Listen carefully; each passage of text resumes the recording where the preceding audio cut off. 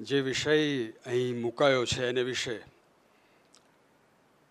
થોડી નિરાંતે વાત કરું અને થોડી સાંભળવાની જ નહીં પણ સમજવાની પણ વાત કરું.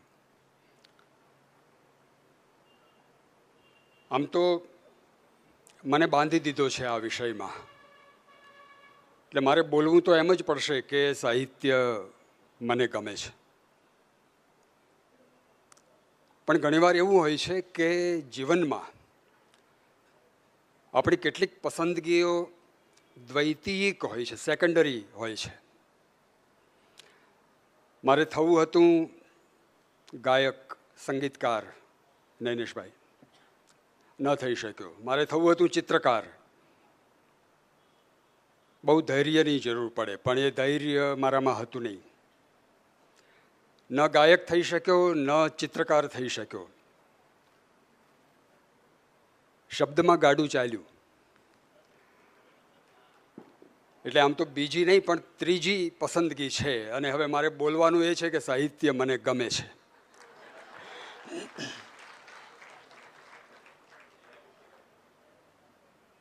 પણ મને ગમે છે એના કેટલાક કારણ, એના કેટલાક વજૂદમાં હું તમને શબ્દ સાથે કામ પાડનાર તરીકે લઈ જવા ઈચ્છું છું. તમારા સૌની જે એકાગ્રતા અને સમજણ છે, વિવેક છે, એના પર મને પૂરો ભરોસો છે કે આ વાત હું અહીં જ કરી શકું. વાત એ છે કે સંગીતમાં રહેલો ધ્વનિ અને ચિત્રમાં રહેલો રંગ એ બંને કુદરતી છે.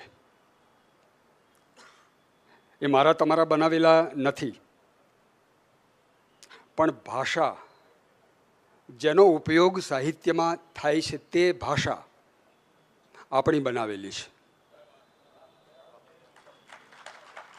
અને આપણું બનાવેલું જે કંઈ છે એ મર્ત્ય છે, મોર્ટલ છે, એ શાશ્વત નથી. આ સાધન એકવાર મૃત્યુ પામશે, પણ હવા રહેશે, પર્વત રહેશે, સમુદ્ર રહેશે, મનુષ્યના સ્વપ્ન રહેશે, આસપાસનું જે કંઈ પ્રાકૃતિક નૈસર્ગિક ઐશ્વર્ય છે એ રહેશે. આપણે નહોતા ત્યારે પણ એ હતું, આપણે નહીં હોઈએ ત્યારે પણ એ હશે. વળી સાહિત્યકાર પર આવું. હું સાહિત્યમાં કક્કો બારાક્ષરી લખું છું, બીજું કંઈ કરતો નથી. મને કોઈ ખોટો નહીં પાડી શકે, કોઈ સાહિત્યકારને કોઈ ખોટો નહીં પાડી શકે. એ કક્કો બારાક્ષરી જ લખે છે, એનું કમ્પોઝિશન કરે છે. જેમ નૈનેશભાઈ સારેગમ પધનિસાની આવૃત્તિઓ રચે છે, એનું સૌંદર્ય નિપજાવે છે, એમ સાહિત્યકાર કક્કો બારાક્ષરીનું સૌંદર્ય નિપજાવે છે. પણ એ ધ્વનિ એમને કુદરતે આપેલો છે. અને આ ભાષા જે હું જન્મથી લઈને આવેલો નથી, મને કોઈ આપેલી છે, મેં એને ઘડેલી છે મારા ઘાટે. કેમ ઘડવી એ મને શીખવવામાં આવ્યું છે. અને એ શિક્ષણ જ્યારે જ્યારે હું લેતો રહ્યો ત્યારે મને એ ખબર નહોતી કે હું ભાષા શીખી રહ્યો છું. કેટલી મોટી મજબૂરી છે આપણી. આપણને કોઈને એ ખબર નથી કે આપણે ભાષા ત્યારે શીખ્યા જ્યારે આપણને એ ખબર નહોતી કે આપણે ભાષા શીખી રહ્યા છીએ. હવે એ આપણામાં દાખલ થઈ ગઈ છે. હવે આપણે એને વલોરી શકતા નથી, હવે આપણે એને ઉતરડી શકતા નથી, હવે આપણે એને જુદી પાડીને જુદા ખાનામાં, ખોખામાં મૂકી શકતા નથી. હવે આપણે કામ પાડવું પડે છે એની સાથે જ. શીખી શકાય છે આ ભાષા. મારે જર્મનીમાં બોલવું હોય, મારે ફ્રેન્ચમાં બોલવું હોય, મારે જાપાનીઝમાં બોલવું હોય, હું શીખી શકું, બોલી શકું. આ ભાષા છે એ વસ્ત્ર છે, એ ત્વચા નથી. એક તકલાદી, બદલી શકાય, નકામું થઈ જાય એવું માધ્યમ, એની સાથે સાહિત્યકાર કામ પાડે છે. અને વાત તો એ કરવાની છે કે એ માધ્યમ સાથે કામ પાડતા પાડતા એ બીજાને ગમે એવું કશુંક નિપજાવી શકે. એ શું છે? આ કોયડો છે. મને જે શિક્ષકે ક શીખવ્યો હશે, જય, હું એને શોધું છું. કદાચ એ આ દુનિયામાં નહીં હોય. પણ હું એ ક ન શીખ્યો હોત તો હું કવિતામાં પ્રવેશો ન હોત. ઘણા એ અભણ મરી જાય છે અને કશું કરી શકતા નથી અને એમનામાં કવિ જીવ હોય છે. આ ભાષા જે છે તે બહુ રંજાડી નાખનારી વસ્તુ છે. જ્યાં સુધી તમે ભાષા શીખતા નથી ત્યાં સુધી તમે પૂરેપૂરા નૈસર્ગિક છો, પૂરેપૂરા ભાવમંડિત છો, ત્યાં સુધી તમે પૂરેપૂરા તમે જે અનુભવો છો એની સાથે છો. પણ જેવી તમને ભાષા આવડે કે ભાષામાં એ અનુભવનો અનુવાદ કરવા માટેની પ્રવૃત્તિ શરૂ થઈ જાય. સાહિત્ય એ કશું જ નથી, એ તમે જે અનુભવ્યું એનો અનુવાદ છે. It is also secondary. એ બીજું કશુંક છે, એ પહેલું નથી. પહેલું તો તમે અંદર જે અનુભવ્યું તે છે. હવે આ જે અનુભવાય છે તે શું છે? મને કોઈની માટે પ્રેમ થાય, મને કોઈની માટે દ્વેષ થાય, મને કોઈના પર ક્રોધ આવે, આ બધું કંઈ મને જ થાય છે એવું નથી, તમને પણ થાય છે. અને તમને ગુજરાતીને જ થાય છે એવું નથી, એ તમિલને પણ થાય છે, તેલુગુને પણ થાય છે, એ ભારતીયને જ થાય છે એવું નથી. વિશ્વ આખાના બધા જ મનુષ્યોને થાય છે. આ ભાવ સૃષ્ટિ જે છે એનો જે મંડપ છે અનેક ગણો મોટો છે. એ આખા વિશ્વને આવરી લે છે. પણ ભાષા આટલી એવી છે, ટચુકડી એવી, અને એની અંદર સાહિત્યકાર કામ કરે છે. તમે જુઓ એનું ક્ષેત્ર કેવડું છે. અને એ પણ મારી ભાષા એટલે કે ગુજરાતી ભાષા, એનું ક્ષેત્ર કેવડું. અને એમાં કશુંક નિપજાવવું, અને એવું નિપજાવવું કે તમને અહીંથી ઊંચકીને ક્યાંક બીજે મૂકી દે, કોઈ એવી દિશાએ ત્રિજ્યા વિસ્તારી દે કે જ્યાં તમારો પરિઘ મોટો ને મોટો જ થતો જાય. આવું કેવી રીતે બને? અંકિતે હમણાં સરસ વાત કરી, કંઈક ગરોળી ને ભીત ને એવી કંઈ. આ નકામા શબ્દો છે આમ જુઓ તો આપણી ભાષાના, આપણને હસવું આવે એ પ્રકારના શબ્દો છે. કવિતા આ શબ્દોમાંથી કશુંક એવું નિપજાવે છે જે તમને ન કેવળ મનોરંજન કરાવે, તમને આનંદ આપે. સુખમાં અને આનંદમાં બહુ મોટો ફેર છે. તમારે ક્યાંક જવું હોય, બસ સ્ટેન્ડ ગયા હો, બસમાં ચિક્કાર ગીર્દી હોય, તમે માંડ ચડ્યા હો, અને જેવા ચડો એવી તમને ખબર પડે કે કોઈએ સીટ પર પોતાની થેલી મૂકી દીધી છે, જોડા મૂકી દીધા છે, આ તે. છેવટે તમે એક જ ઊભા હો અને બાકી બધા બેઠા હોય એવી રીતે બસ હોય, ચાલતી થઈ જાય. કંડક્ટર આવે, ટિકિટ માગે, બાજુમાં બેઠેલો પેસેન્જર કહે કે જામનગર જવું છે, ને તમને ખબર પડે કે આ માણસ જામનગર જનારો નથી. કંડક્ટર ટિકિટ તરત એ બેલ મારે, બસ ઊભી રહે, એ ઉતરી જાય અને તમે એની જગ્યાએ બેસી જાઓ અને તમને એમ થાય કે હાશ, જગ્યા મળી ગઈ, આ સુખ છે. પણ એ બસ ચાલે, ખડખડ પાંચમ, એની બારીઓ તૂટેલી હોય, એકાએક આકાશમાં વાદળા ચડી આવે, ઘનઘોર મેઘ, વરસાદ ચાલુ થાય, બપોરનો સમય હોય, વરસાદ પૂરો થઈ જાય અને મેઘધનુષ તમને દેખાય. એ પેલી બારીમાંથી તમે જે જોયું એ જગ્યાએ બેઠા બેઠા, એ સુખ નથી, એ આનંદ છે. આપણો જીવ, આપણો આત્મા એ જે ઝીલે છે એ ઝીલણ એવા હોય કે જે ટકાઉ હોય, જે ઇટરનલ હોય, જે શાશ્વત હોય, જેના પરિમાણોને તમે બદલી ન શકો, એ તમારા હાથમાં ન હોય. દરિયાના મોજા કેવી રીતે આવે એ તમે તમારી રીતે નક્કી ન કરી શકો. બીજની બંકીમાને તમે બદલી ન શકો. પર્વતના ઢોળાવને તમે ભલે ગમે એટલા કાપો, કૂટો, આ તે બધું કરો, પણ પર્વતની જે તમારી કલ્પના છે એને તમે તોડી ન શકો. મનુષ્યને કુદરતે આપેલી આ જે વિરાટ બનવાની આવડત છે, વિરાટ બનવાની જે શક્તિ છે, સાહિત્યકાર એને ઉપયોગમાં લે છે. આ નખ જેવડી નાનકડી એવી વસ્તુ, અંકિતે એક ઉદાહરણ આપ્યું ને, થોડાક શબ્દો તે ફેરવી નાખ્યા, પણ બની શકે આવું. હવે શરૂઆત તે કરી હતી, હું ભૂલી ગયો, કઈ પંક્તિ હતી? ટચલી આંગળડીનો નખ લટમાં પરોવી હું તો બેઠી, સજન મુને એકવાર કાગળ તો લખ. હવે આ કાગળ લખ એમ કહેનાર જે યુવતી છે એની વાત આ નખ, અને એ પણ ટચલી આંગળડીનો નખ, એના દ્વારા અહીં મેં કરી છે. નખની સાથે જોડાયેલો એક સંદર્ભ તમને કહું. પ્રાથમિક શાળામાં હું ભણતો હતો ત્યારે અમારા શિક્ષકે એવું શીખવેલું કે મનુષ્યના શરીરમાં 213 હાડકાં હોય છે. હજી પણ એટલા જ હશે એમ માનું છું. નખ પણ હાડકા છે એમ કહેલું એમણે. અને હાડકા એ શબ્દ એટલો બધો જુગુપ્સાકારક લાગેલો કે પછી આમ નખની સામે જોઈએ તો આમ હાડકા દેખાય છે ને આવું બધું વિચારવામાં આવતું, મજા નહોતી આવતી. થોડું આગળ ભણ્યા, નૃસિંહાવતારની કોઈ વાત આવી અને નખથી પેલી ચીરી નાખવાવાળી વાત આવી. એટલે નખ જે ગંદા લાગતા હતા એ હિંસક પણ લાગવા માંડ્યા. એટલે નખ તરફનો અનુરાગ ચાલ્યો ગયો. હવે તો જો કે નખ એ આખો બ્યુટીનો એક વિભાવ બની ગયો છે, ને નેઇલ આર્ટ ને એવું બધું કંઈક વિકસ્યું છે એવું મારી જાણકારીમાં છે. પણ આ નખ વિશે મારા મનમાં એક સૂગ ઊભી થઈ. આગળ જતાં વેણીભાઈ પુરોહિતની, અંકિત તે કવિતા કહી ને, મેં એક કવિતા સાંભળી વેણીભાઈ પુરોહિતની. એની પંક્તિ એવી હતી: જેવા નાયા પછીના નખ કૂણા, સખીરી મારા સાજન છે એવા સલૂણા. તો મને ચમત્કાર થતો લાગ્યો. મને થયું કે આ નખ શબ્દ જે આટલો બધો ઉપેક્ષિત હતો મારા માટે, જે મારી શ્રદ્ધાનો વિષય નહોતો, એ એકાએક કેટલું સુંદર બની ગયું. આ સૌંદર્ય એ પેલી નેઇલ આર્ટમાં નહોતું. એ સૌંદર્ય એ જે અભિવ્યક્તિ થઈને એમાં આખો શબ્દ જે રીતે ઉગરી ગયો અને ભાષાનું જે રીતે એમાં કમ્પોઝિશન થયું એમાં એ ઉગરી ગયો. રામનારાયણ પાઠક આપણા એક બહુ મોટા વિદ્વાન કવિ, એમની એક કવિતા મને યાદ આવે છે. 4 પંક્તિની કવિતા છે, અનુષ્ટુપ છંદમાં છે.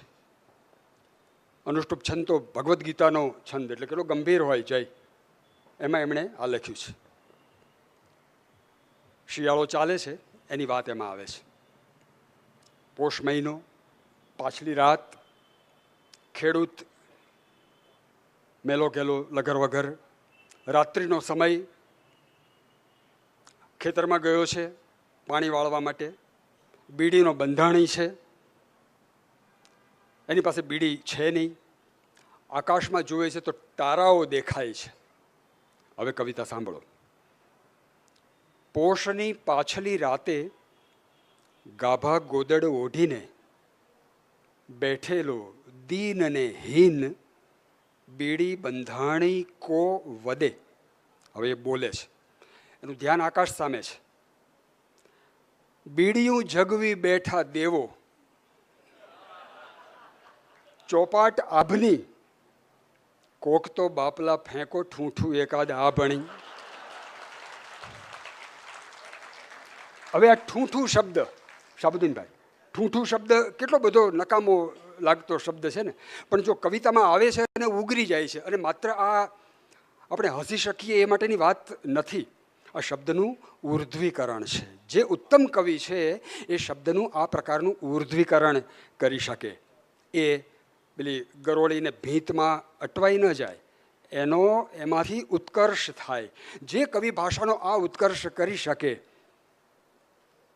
એ કવિ એની કવિતાઓને આપણને ગમાડી શકે. અને ત્યારે આપણે એ કહેવું પડે કે સાહિત્ય મને ગમે છે. અંકિત, તારી વાતમાંથી મને એક બીજો મુદ્દો મળ્યો, એ મારે કહેવો જોઈએ. લખાતી ભાષા એવી કંઈ તે વાત કરી ને. લખાતી ભાષા એ આમ તો પ્રમાણિત થયેલી ભાષા કહેવાય. લખ્યું વંચાય એવું આપણે સાધારણ રીતે કહેતા હોઈએ છીએ. પણ આ લખ્યું વંચાય એ જોખમી બહુ હોય છે. અમારે ભાવનગરમાં કોઈ એક થિયેટરમાં ગુજરાતી ફિલ્મ આવેલી. હું ગુજરાતી ફિલ્મો બહુ જોઉં. એક ગુજરાતી તરીકે આપણી એ જવાબદારી છે આપણી ફિલ્મોને પ્રોત્સાહિત કરવી. તો મેં પોસ્ટર જોયું બહાર, ઓઢું તો ઓઢું તારી ચુંદડી, આવી ફિલ્મ હતી. મેં ફિલ્મનું શીર્ષક વાંચીને મનમાં વિચારી લીધું કે આમાં કોઈ એવી યુવતીની વાત હશે કે જેણે પોતાનો પ્રિયતમ પતિ પસંદ કરી લીધો અને એને વિશે એ એવું કહે છે કે હું પરણું તો તને, બીજા કોઈને નહીં. ફિલ્મના શીર્ષકો આપણા મનમાં આવો એક પૂર્વાભાસ ઊભો કરતા હોય છે. એટલે મેં આવું વિચાર્યું. હું રસ્તા પરથી પસાર થઈ ગયો. થોડી વાર પછી એ જ રસ્તે હું પાછો આવ્યો. ફરી પાછી પેલા પોસ્ટર પર નજર ગઈ. મેં વાંચ્યું ઓઢું તો ઓઢું તારી ચૂંદડી.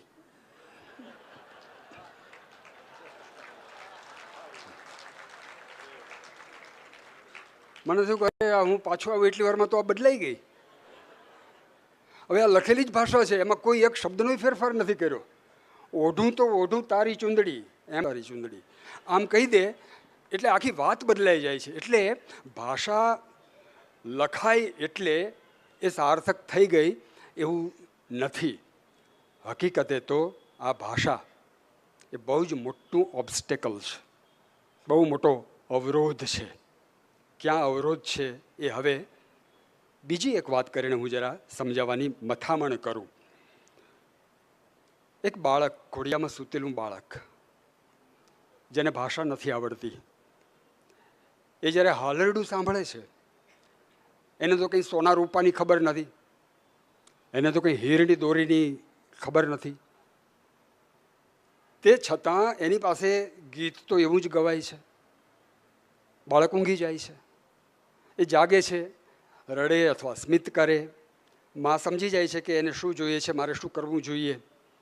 તમે જુઓ કે ભાષા વિહોણો જે વ્યવહાર છે, એમાં રહેલી જે સચ્ચાઈ છે, એમાં રહેલી જે સાત્વિકતા છે, એનો કોઈ જોટો જડે એમ નથી. જેવી ભાષા આવે કે તરત એના અર્થઘટનો શરૂ થઈ જાય. અને અર્થઘટન એટલા બધા સાપેક્ષ હોય, સૌ પોતપોતાની રીતે અર્થઘટનો કરે. જય મોડો આવ્યો, પણ હું એમ કહું કે જય બહુ વહેલો આવ્યો, આજે તો તું બહુ વહેલો આવ્યો, તો એનો અર્થ એવો થાય કે તું મોડો આવ્યો. હવે આ જે કહેવાયું છે એ સિવાયની આખી વાત થઈ રહી છે. તો ભાષા છે એ બહુ જ છટકણી વસ્તુ છે, અને એ કદીએ એનો પૂરો હિસાબ આપી શકે નહીં. અને એટલે આઈ રિપીટ કે સાહિત્ય કદી સંપૂર્ણ કહેવાય એવી કળા બની શકે નહીં. એ નૈસર્ગિક નથી, માટે એનું માધ્યમ નૈસર્ગિક નથી, માટે કોઈ પણ સાહિત્યકાર હંમેશા અધૂરો રહેવાનો. એ વાલ્મીકી હોય તો પણ માં નિષાદ પ્રતિષ્ઠામ ત્વમ અગમ શાશ્વતી સમા યત ક્રૌચ મિથુનાદ એકમ અવધિ કામ મોહિતમ. આ એક શ્લોક સર્યો અને આખું રામાયણ લખાયું, પણ એ ક્રૌચ અને ક્રૌચની વાત ન કરી શકો કવિ. એણે રામ અને સીતાની વાત કરવી પડી, અને એમાં ક્રૌચ અને ક્રૌચીને એણે આરોપવા પડ્યા. સાહિત્યકાર એ હંમેશા કોઈ સીધી વસ્તુને કહી જ શકતો નથી, કહી જ શકવાનો નથી, કારણ કે એની પાસે માધ્યમ છે, અને એ માધ્યમ એના ભાવને અવરોધે છે. મોરારી બાપુ સાથે થોડા દિવસ પહેલાં જ વાત થતી હતી. જય વાત હતી ભાષાંતરની, કે તમે કોઈ બીજા દેશમાં ગયા હો, બીજી કોઈ ભાષાના બોલનાર ભાષક પાસે ગયા હો, અને એ જે બોલે તમે ન સમજો તો શું થાય. આપણી આંખોના હાવભાવ,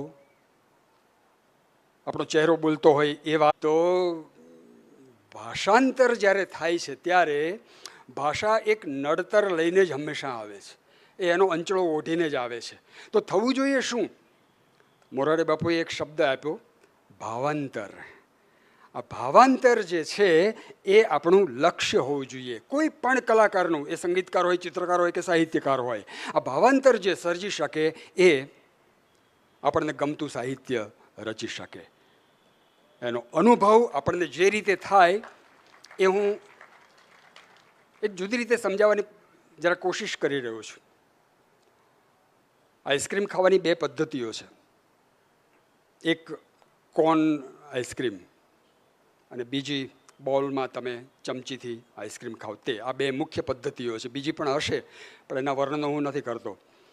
આ પદ્ધતિઓ એવી છે, બોલથી તમે આઈસ્ક્રીમ ખાઓ ત્યારે પાત્ર બહાર રહે છે, ચમચી બહાર રહે છે, આઈસ્ક્રીમ પેટમાં જાય છે. પણ કોન આઈસ્ક્રીમ જ્યારે ખાઓ છો ત્યારે આઈસ્ક્રીમ પણ પેટમાં જાય છે, અને કોન પણ પેટમાં જાય છે, પાત્ર પણ પેટમાં જાય છે. ઉત્તમ સાહિત્ય એને કહેવાય કે જેમાં ભાષા પોતે માધ્યમ નહીં, સામગ્રી બની જાય, મીડિયમ નહીં. મીડિયમ તો હંમેશા નડે, પણ સામગ્રી બની જાય, કન્ટેન્ટ બની જાય. અને જ્યારે તમે એને ખાઓ ત્યારે તમને એમ થાય કે સંપૂર્ણપણે તમે એનો આનંદ લીધો. અને એટલે કોઈ શબ્દ તમને રડાવી શકે, કોઈ શબ્દ તમને હસાવી શકે, કોઈ શબ્દ તમને જાત ભાતના ભાવ સ્થિતિઓમાં પ્રવાસ કરાવી શકે.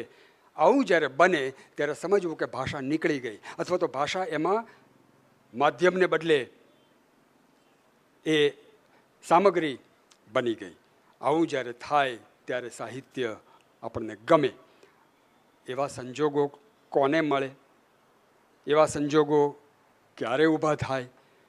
થાય કે ન થાય? આ બધા પ્રશ્નો તો આમાં રહેલા જ છે. મને હજી સુધી લખાવે છે. રાહ જોવાની હોય છે, પ્રતીક્ષા કરવાની હોય છે કે એ પંક્તિ આવી કે નહીં. અને દરેક પંક્તિ જ્યારે આવે ત્યારે એમ જ થાય કે હા હવે આવી ગઈ. પણ આવે એ ભેગી એ છટકીને જતી રહે. નદીમાં સ્નાન એક જ વાર થઈ શકે. બીજી વાર સ્નાન કરો ત્યારે તમે જેમાં પડ્યા હોય એ પાણી તો આગળ નીકળી ગયું હોય છે. ભાષામાં પણ એવું છે. તમે એક વાક્ય બોલો, એનો જે અર્થ નીકળ્યો એ અર્થ પાસે તમને એ અટકાવી દે છે. આપણે અર્થોમાં અટવાયેલા છીએ અને અર્થોને ઓળંગી શકતા નથી અને એટલે ભાવ સુધી પહોંચી શકતા નથી. જે સાહિત્ય આપણને આ ભાવ સુધી પહોંચાડે છે, અંકિતે ઘણા ઉદાહરણો આપ્યા જે સાહિત્ય કૃતિઓના, હું બધાના નામ નથી લેતો, પણ એ આપણને ભાવ સ્થિતિ સુધી જો પહોંચાડી શકતા હોય તો એ સાર્થક છે. નહીં તો આપણે અર્થોમાં અટવાયેલા રહીએ. આ અર્થ જે છે તે એક બહુ મોટું પરિમાણ છે ભાષાનું. ભાષાને જો અર્થ ન હોય તો ભાષા માત્ર આલાપ છે, ભાષા માત્ર અગડમ બગડમ છે. આપણે ન સમજતા હોઈએ એવી ભાષાના ભાષકને સાંભળીએ ત્યારે આપણને તરત ખ્યાલ આવે છે કે આ કંઈક બોલે છે પણ આપણને સમજાતું નથી. આ જે નથી સમજાતું અને જેના અર્થો કરવા માટેની આપણે મથામણ કરીએ છીએ એ પ્રયત્ન જ આપણો સાવ નકામો, વાહિયાત એવો પ્રયત્ન છે. આપણને સૌને શાળામાં, યુનિવર્સિટીમાં એવા પ્રશ્નો પૂછવામાં આવ્યા છે કે આ કાવ્યમાં કવિ શું કહેવા માગે છે. આ શું કહેવા માગે છે એમાં જ્યારે આપણે અટવાઈ જઈએ એટલે કાવ્ય પાસેથી આપણે બહાર નીકળી ગયા. પછી કાવ્યમાં ઊંડા ઉતરી ના શકીએ. કાવ્યમાંથી ઓળંગાવવું એ આપણું લક્ષ્ય બનવું જોઈએ અને એ જ્યાં સુધી થાય નહીં ત્યાં સુધી કશું બને નહીં. એના માટે કોઈ શિક્ષણની જરૂર છે એવું નથી. ગંગા સતી પાનબાઈના સંવાદમાં આવતી પંક્તિઓ એ કોઈ યુનિવર્સિટીની ડિગ્રીઓ લીધેલા સર્જકોની પંક્તિઓ નથી અને તોય વીજળીને ચમકારે મોતી પરોવાની વાત એ લોકો કરી શક્યા છે. એવા ઉત્તમ પ્રતીકો, એવા ઉત્તમ આવિર્ભાવો, એની સાથે જોડાતા જે સંકેતો છે એ બધા એ સર્જી શક્યા છે કે આપણને ઘડીકની વારમાં આખી એ વાત આમ શીરાની જેમ ગળે ઉતરી જાય. રમેશ પારેખે એવું લખ્યું છે, એક છોકરી ન હોય ત્યારે કેટલા અરીસાઓ સામટા ગરીબ બની જાય છે. છોકરી અને અરીસાનું આ જે અનુસંધાન છે જે નિત્યની વાત છે, પણ એ કવિતામાં જે રીતે આવે અને એનાથી આખી વાત નવી બની જાય અને આપણી પાસે મુકાય ત્યારે એના સૌંદર્યનો આપણને અનુભવ થાય. સાહિત્ય એ સૌંદર્ય બોધ માટે છે. છેલ્લી એક વાત કરી દઉં. આપણે સૌ આપણી 3 સ્થિતિઓમાં જીવીએ છીએ, ચોથી સ્થિતિ છે જ નહીં. એક છે સ્મૃતિલોક, મેમરી લેન્ડ. બીજો છે સ્વપ્નલોક, ડ્રીમલેન્ડ. અને ત્રીજો છે કલ્પનાલોક. આ સ્મૃતિલોક જે છે તે આપણે બદલી નથી શકતા. આજે સવારે શું જમ્યા એ વાત આપણે બદલી ન શકીએ. આ સ્મૃતિ બની ગઈ. સ્મૃતિ નજીકની પણ હોય, દૂરની પણ હોય, પણ એ બદલી ન શકાય. આપણા હાથમાં નથી એને બદલવાનું. બીજો જે લોક છે તે સ્વપ્નલોક. ઊંઘમાં જે સ્વપ્ન આપણે જોઈએ છીએ એ પણ આપણા હાથ બહારની વાત છે. ક્યારે કેવું સ્વપ્ન જોઈશું, આપણને શું થશે, આપણને ખબર નથી. આનો અર્થ એ થયો કે સ્મૃતિ અને સ્વપ્ન એવા 2 લોક વચ્ચે આપણને તો ક્યાંય મૂકી જ નથી શકતા, કારણ કે એ બંને આપણા હાથ બહારની વસ્તુ છે. આપણી પાસે રહ્યો માત્ર કલ્પનાલોક. અને એ કલ્પનાલોક એવો છે કે જેમાં આપણે ઈચ્છીએ એ રીતે વિહરી શકીએ. યથેચ્છ ભોંય છે. તમારી બિલકુલ બાજુમાં બેઠેલી વ્યક્તિ અત્યારે પણ ક્યાં છે એ તમે ન કહી શકો. તમે પોતે પણ, તમને ખબર છે કે તમે એક જગ્યા રોકીને બેઠેલા છો, પણ તમે બીજી અનેક જગ્યાઓ રોકેલી છે અત્યારે, એ તમે પોતે જ જાણતા હો. આ જે આપણી અંદરનો અસબાબ છે, આ જે એક મોટું ઐશ્વર્ય આપણને આપણી અંદર આપ્યું છે, આનાથી મોટી ડેમોક્રેસી બીજી કોઈ નથી. આ કલ્પના લોક છે. એના જે ઉડ્ડયનો છે, એની જે તાજગી છે, એનો જે પ્રભાવ છે, સાહિત્યકારને એ ખપનું છે. જીવનમાં આ ત્રણ સિવાય બીજું કંઈ છે જ નહીં. અને આપણે સૌ વધુમાં વધુ આપણે કલ્પના લોકમાં જીવીએ છીએ. અને આ કલ્પના લોક એવો છે જેમાં આવતી સામગ્રી, મોટા ભાગની સામગ્રી આપણા સિવાય આપણે કોઈને જણાવતા નથી, આપણે જ જાણીએ છીએ. એક લાશને સ્મશાને લઈ જવાતી હોય ત્યારે નનામી પર સૂતેલી વ્યક્તિ આજ સુધી એના ચિત્તમાં શું શું વિચારી શકી છે, આપણને કોઈને ખ્યાલ નથી આવતો. એના જીવનમાં એણે જે વાત કરી હશે એ સિવાય એ જીવો હશે, પોતાની અંદર ઘણું જીવો હશે. આપણે કહેવું તો એ પડે છે કે મને આ ફૂલ ગમે છે, પણ એની સાથે ગમતા બીજા અનેક ફૂલોની વાત આપણે નથી કરી શક્યા હોતા. આપણને એક ડેલી ગમી હોય છે, પણ બીજા અનેક દ્વાર જે આપણને ગમ્યા હોય છે, જે આપણા માટે ઉઘડ્યા હોત તો સારું હતું, એની વાત આપણે નથી કરી શક્યા હોતા. આ કલ્પનાઓનું જે વિશ્વ છે એ સદૈવ એટલું વ્યાપક, એટલું વિરાટ અને આપણને હંમેશા ચેલેન્જ આપનારું છે. અને સૌને એ લોકમાં વિહરવું ગમે છે. વર્ષો પહેલાં વસુબેન ભટ્ટે અસ્મિતા પર્વમાં એક વાત કરતી વખતે એવું કહ્યું હતું કે મારે સંતાન નથી, પણ મારા સેંકડો સંતાનો છે. કેવી રીતે? તો કે મારી વાર્તાઓમાં, મારી નવલકથાઓમાં મેં જે લખ્યું છે એ બધા મારા સંતાનો છે. અને આપણે સૌ પણ આપણે જેમને જોઈએ છીએ એટલાને જ નથી મળતા.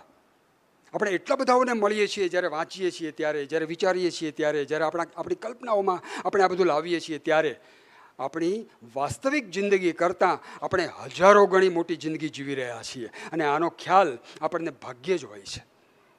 આપણે 100 વર્ષ જીવીએ છીએ, પણ આપણે કરોડો વર્ષ જીવતા હોઈએ છીએ.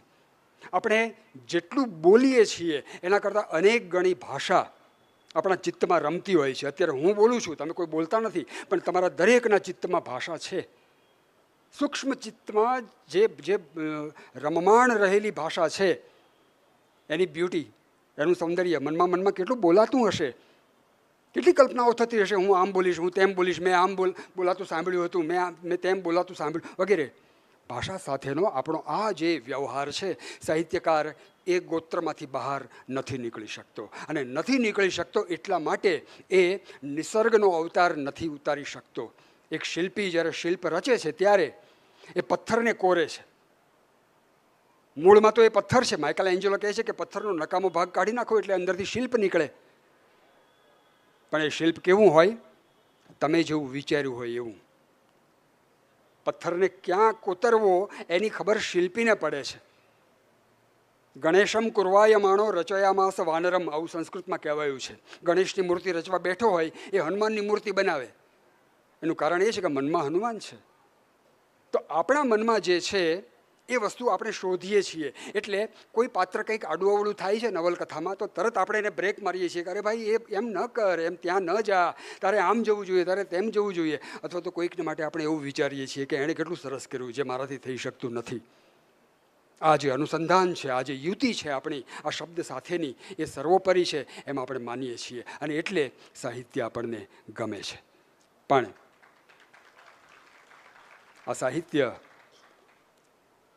મને બહુ વલોવે છે, બહુ મથામણ કરાવે છે.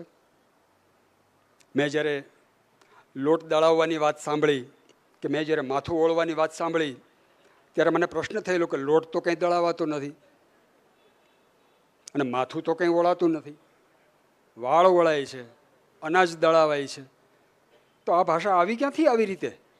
વાતમાં આપણે આવા સર્જનાત્મક પ્રયોગો કેટલા કરીએ છીએ અને કેવા અર્થ સંકેતો એની અંદરથી આપણે નિપજાવીએ છીએ. તો એક નાનકડું એવું વાક્ય આપણને કેટલું પજવી દેતું હોય છે. એક વખત એક વાક્ય મેં કોઈને કહેલું, તમારી લાલ પેન્સિલ તમે મને આપો. જુદા જુદા રિસ્પોન્સીસ મળ્યા એના. વાક્ય તો નાનકડું છે, તમારી લાલ પેન્સિલ તમે મને આપો. આ તું લખાતી ભાષાની વાત કરે છે ને અંકિત, તું જો, તમારી લાલ પેન્સિલ તમે મને આપો, બીજા કોઈની નહીં. તમારી લાલ પેન્સિલ તમે મને આપો, કાળી પીળી ધોળી નહીં. તમારી લાલ પેન્સિલ તમે મને આપો, પેન નહીં. તમારી લાલ પેન્સિલ તમે મને આપો, બીજા કોઈ નહીં. તમારી લાલ પેન્સિલ તમે મને આપો, બીજા કોઈને નહીં. તમારી લાલ પેન્સિલ તમે મને આપો, લઈ ન જાઓ. કમાલ છે આ ભાષા, આટલી છટકણી. અને એમાંથી શું શું હવે આ કાવ્યમાં કવિ શું કહેવા માગે છે બોલો? તો આમાં કંઈ કહેવા માગે નહીં. એમાં તમને જે સમજાતું હોય, તમારી સામે ઊભેલો જે તમને કહે એની આંખો વાંચો, એ જે કહે છે એ સમજો, તો આ વાત પૂરી થાય. તો ભાષા નામના એક આપણા મહદ માધ્યમ સાથે કામ પાડનારું જે સાહિત્યકારનું બળ છે, એની જે શક્તિ છે, એને આપણે આ રીતે બિરદાવી શકીએ.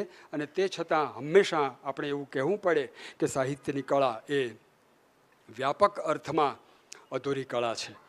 શક્તિર નિપુણતા લોકશાસ્ત્ર કાવ્યાદ્યવેક્ષણાત કાવ્યજ્ઞ શિક્ષયાભ્યાસ ઇતિ હેતુસ્તદુદ્ભવે. તદ ઉદ્ભવે, તેના ઉદ્ભવમાં આટલી વસ્તુઓ હોવી જોઈએ. શક્તિ હોવી જોઈએ. શક્તિ એટલે આમ પહેલવાન હોવું જોઈએ કવિ એવું નથી, પણ એનામાં ભાષાને પ્રયોજવાની શક્તિ, આવડત એ હોવી જોઈએ. નિપુણતા હોવી જોઈએ. લોકશાસ્ત્ર કાવ્ય આ બધું સમજી શકે એવું એનામાં હોવું જોઈએ.